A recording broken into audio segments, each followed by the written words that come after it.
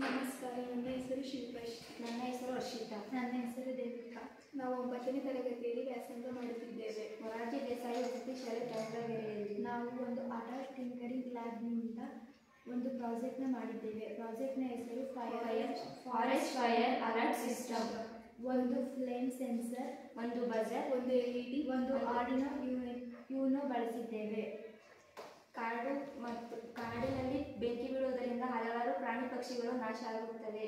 ಅದರಿಂದ ನಾವು ಬೆಂಕಿ ಬೀಳುವುದನ್ನು ತಡೆಯಲು ಒಂದು ಬಜರ್ನ ಫಿಕ್ಸ್ ಮಾಡಿದರೆ, ಪೊಲೀಸ್ ಸ್ಟೇಷನ್ ಅಥವಾ ಬೇರೆ ಯಾವುದಾದ್ರೂ ಒಂದು ಇದರಲ್ಲಿ ಫಿಕ್ಸ್ ಮಾಡಿದ್ರೆ ಅದು ನಮಗೆ ಗೊತ್ತಾದಾಗ ನಾವು ಅದನ್ನು ತಡೆಯಬಹುದು. ಆವಾಗ ಆ ಕಾಡಿನಲ್ಲಿ ಬೆಂಕಿ ಬೀಳೋದನ್ನ ನಾವು ತಡೆದಾಗ ಹಲವಾರು ಪ್ರಾಣಿ ಪಕ್ಷಿಗಳು ಉಳ್ಕೊಳ್ತವೆ ಮತ್ತು ಹಲವಾರು ಕಾಡುಗಳು ನಾಶ ಆಗುವುದಿಲ್ಲ. ಮತ್ತು ಆ ಬಜರ್ನ ನಾವು ಫಿಕ್ಸ್ ಮಾಡಿದ್ದೇವೆ.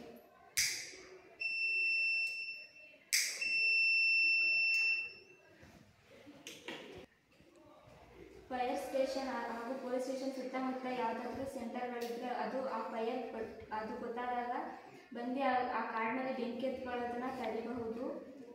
ಮತ್ತು ಅಲ್ಲಿ ಹಲವಾರು ಪ್ರಾಣಿ ಪಕ್ಷಿಗಳನ್ನು ನಾವು ಉಳಿಸ್ಬೋದು ಮತ್ತು ಕಾಡು ನಾಶ ಆಗೋದನ್ನು ಉಳಿಸಬಹುದು. ನಾವು